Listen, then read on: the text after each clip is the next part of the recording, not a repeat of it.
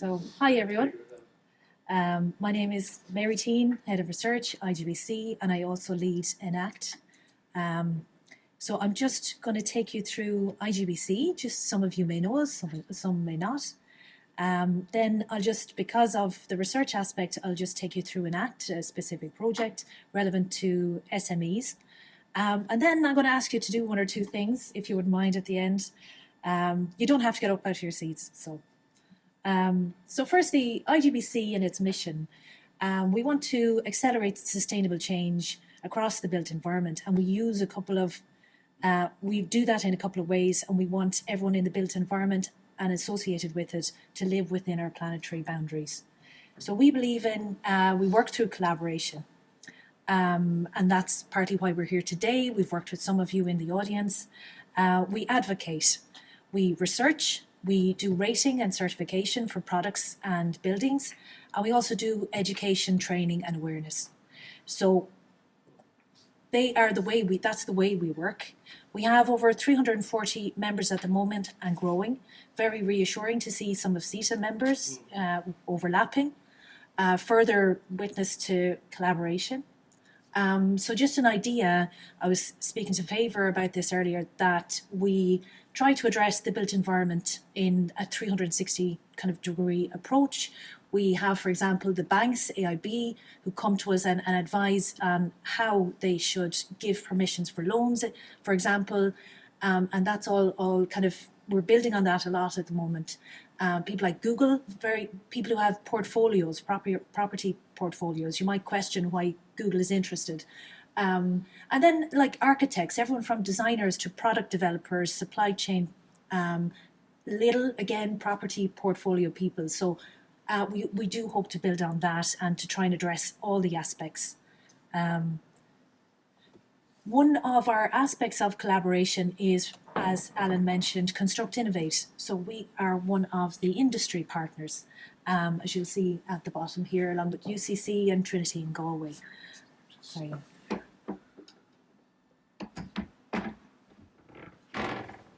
There's always IT issues.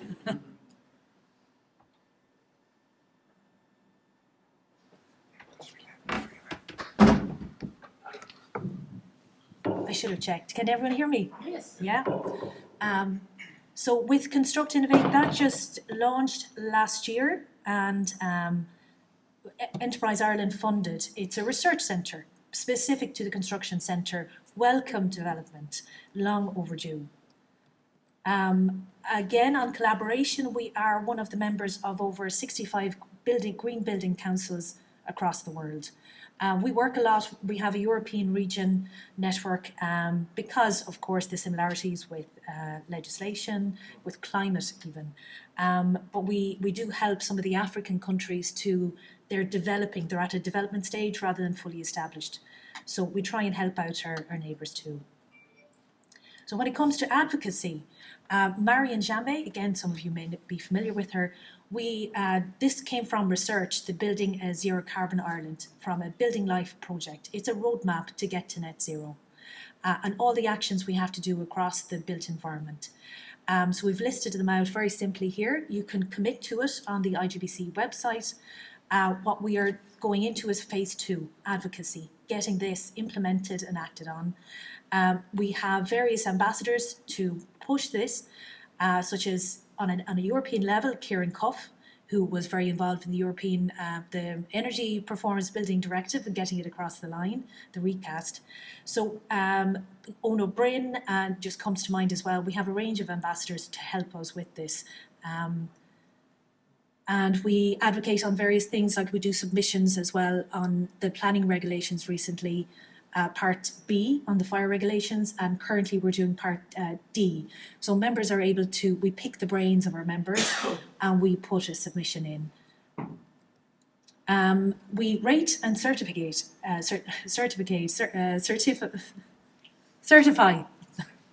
So we run the environmental product declaration. So it's an eco label. It certifies what you comply with, certain standards. And these are the benefits of doing so.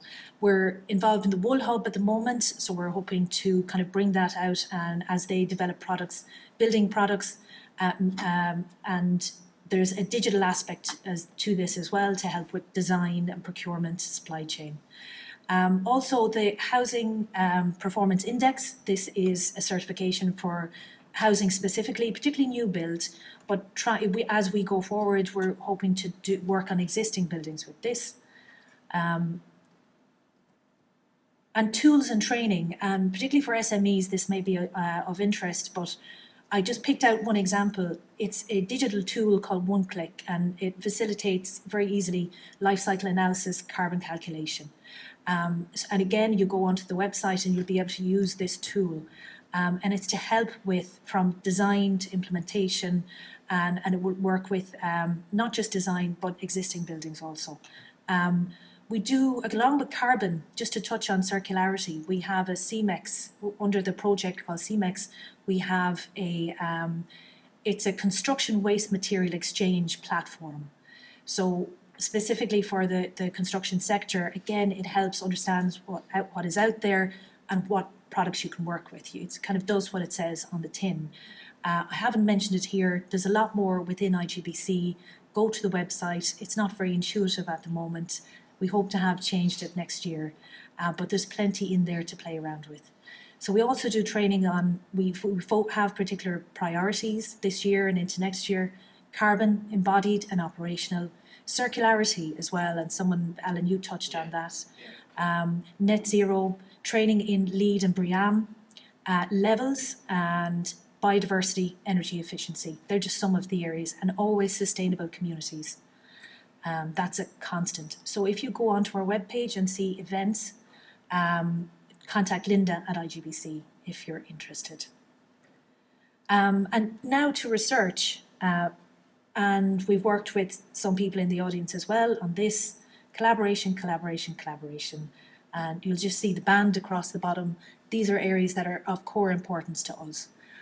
Sustainable communities, innovating, anticipating what's coming down the road, and trying to concentrate on impact and implementation. So for us, it's about applied research as well. We work with academic partners and we focus on the practical side. As a kind of, I won't say unspoken rule, but kind of in the background.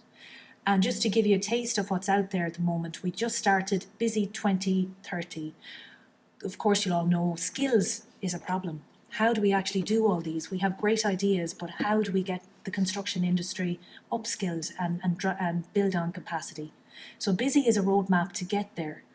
We're collaborating across the sector, and we're building on a previous project to help trainers and educators build the construction sector.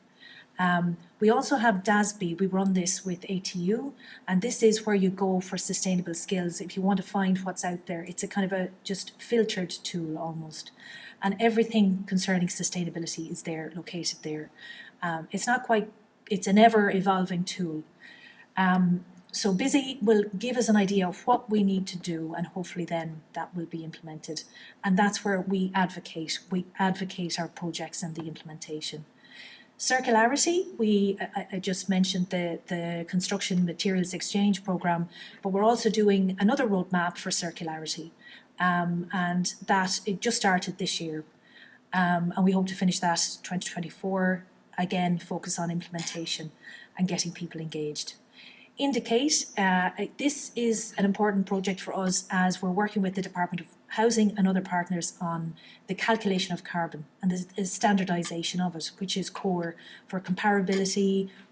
If you have different calculations, it makes no sense, and it's heading towards trouble. And thankfully that's been anticipated, and we're working on that at the moment. So contact me if you want to learn about any other future projects. We're always open to collaboration and ideas. It's a busy season at the moment. It's grant application kind of season, so I'm sure any of you involved will understand. And then just to dive a little deeper for SMEs specifically. This is an act, and the acronym stands for Enabling National Action on Commercial Retrofit. And this is the team. So we work with University of Galway, Sustainability Works, who are kind of a green finance company, Dublin Chambers, and the Chartered Surveyors Institute. So we have a great team. And what Enact will do, just to describe it a bit, it's a 3-year initiative that started last year in July, funded by SEI, and it's driven by the lack of focus on the commercial sector and SMEs. A lot of the long-term renovation strategy, the sectoral ceilings, you'll see a lot of targets and focus on the residential and public, but commercial has kind of been right. They have the money. If they really want to do it, they'll do it, and it's a difficult sector to grapple with, and I'll explain why. But we're focusing on SMEs because they're the most challenged in doing this. We will hope to benefit building and financial professionals in dealing with retrofit and decision makers, and I'll show you who's on our steering committee. So what we're doing under this, we're focusing on the appetite for SMEs to do this, accessibility and affordability, of course. So our outcomes, we have 99 things to deliver, but research. So quickly to synopsize, we're doing a lot of research in the first half and advisory documents. So currently we're doing an advisory document on split incentives, which is the difference of needs between owners and occupiers. So you're a pharmacist in Kerry, and you don't want to shut down, but your landlord might want to upgrade his asset. So how do you collaborate on that? So very different needs means very different outcomes, and it's kind of inhibiting for any work to be done. People drop the ball right there. So we're looking at solutions for government one of the CAP 23 initiatives specified for the commercial sector, one of the few, was a roadmap for commercial premises. So that's to be delivered by the Department of Climate and the Department of Enterprise by the end of this year. It's a tight timeline. There's a bit of a scramble. So they are actually looking to enact for information. So we hope this is where we're delighted to have an impact. Now, yourselves, you can do this and present it to government, and whether those people read it or do anything on it, we have no control over. But at least we're trying. So other areas, I'll just give you an idea of what we're touching on apart from split incentives, but we also will hope to come up with software tools, or maybe rationalise what's out there, centralise and declutter the landscape. Maybe not necessarily a new software tool. We want to see how we could aid SMEs in the best way for decision making and monitoring. Also training, a huge aspect of the last say year and a half. Buildings professionals, SMEs, financial professionals, training in the fundamentals up to more specific financial aspects for financial professionals. So we're trying to, again, look at the whole landscape for implementation rather than just focus on one area and it gets stopped and put on a report on your shelf. So I just want to reiterate, we operate the whole project based on impact and implementation for SMEs. Just to show you the steering committee again, our IGBC ethos, a kind of a holistic approach. We thought we set up a brain bank steering committee rather than a steering committee that would kind of tell us what to do and I don't like that. We set up 20 people rather than 6. Went for broke. So we have 3 government departments, SEI. For global context, we use our colleagues, and we have a colleague from the World Green Buildings Council and Renovate Europe as well, who are driving the Green Deal specific to renovation. Enterprise Ireland, you're very familiar, Alan. The Heritage Council, because the existing building stock is, and I have a personal bugbear about this, but existing building stock, 80% of which is expected to be there in 2050. So we can't ignore historic structures. But ultimately, on a national level, we're not addressing them properly.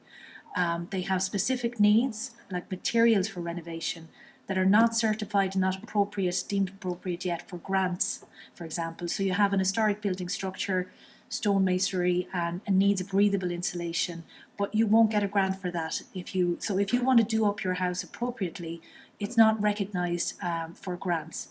So if you want to avoid you can insulate your brick house, but you're actually paying money to give yourself damp down the road. So you need to look at it. There's a lot we have to learn still. Strategic banking is very involved in this and very interested because they want to know how appropriately to approve loans. We rely a lot on the BER, but as we all know in this room, the BER is quite flawed in its calculation, and that's been addressed in the EPBD recast. To an extent, the back-end calculation is flawed. The front part of it, I believe, is this hugely successful communications tool because everyone gets it. So that is going to remain, and that should, but the back-end calculation will, rather than just project, oh, I think this building might be a C based on the criteria set out here. Actually, if I come back in a year and look retrospectively at the energy, do you know what? It performed as a D, and that's where we're missing. That's what we're missing on the BER. So that's what we hope to readdress, and with the new methods of calculation, we hope to sync up with our European partners as well, and we can have far more informed decisions because we'll be in line with European standards of the EPCs, the Energy Performance Certificates, is what a BER is called. So excuse me if I'm over-explaining, but I'm just operating kind of thinking that not everyone knows what all these acronyms are. I certainly don't if I'm in your seat. So IBEC is the chair, they're the voice of SMEs. We have the ESRI and the Construction Industry Federation and people operating in this area as well. Reedy Charlton, our legal firm, they have developed green leases which hope to address this as well for SMEs. So there's a standard green lease developed across Ireland and the UK. So this green lease template, 35 clauses, if you're doing your contract now, you can pick some clauses out that are suitable to you as an occupant and as a landlord, and you can agree on some of these green leases. So you'll have, they will be quite important in helping to implement better operations, more energy efficiency, areas or times that you can keep to shut down maybe for operations to do certain works. So all that is in there. The banks as well, I've explained those, I won't go over them, and portfolio managers like CBRE, RMark. So we haven't addressed everyone, I'm sure, but we certainly have a lot of experts in the room. And what we hope and enact is, as we develop things like the split incentives advisory document, before we press send, we will pass them by to the steering committee, and they might see, do you know what, from my experience or when I see down the line, there's a policy coming up that's not going to work. So we can have a more implementable outcome from an act. So it's not a perfect system, but certainly might quicken processes and certainly get the word out there of what solutions we may have come up with. Again, trying to think ahead. It's not perfect, but to give you an idea of what we're doing, we have webinars every month. We're trying to take topics that we get feedback that people want to hear a little more about. We did ESG yesterday, and we have done the carbon budget. We hope to do the EPBD with Kieran Cuff in September and financial mechanisms in July. We're open to ideas for this as well on behalf of SMEs. In June, a key research part of our project is to talk to the sectors of, say, office, retail, hospitality, leisure and warehouses. So we are going to have an on-site and an online workshop with each of those sectors.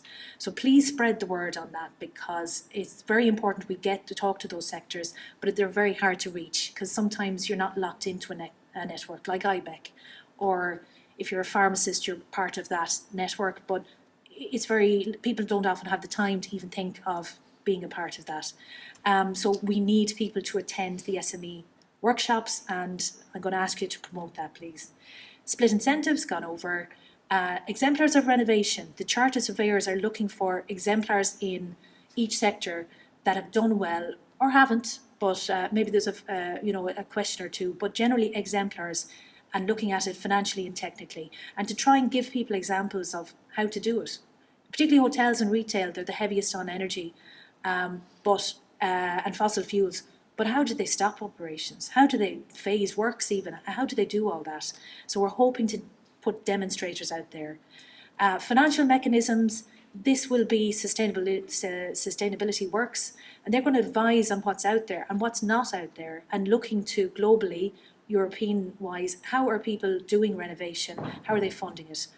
And then just, that's not relevant to you, the reporting columns. The Buildings Renovation Passport pilot development, that has grown legs, and we're going to push it out into a bigger project funded by SEI. We're going to work with French partners.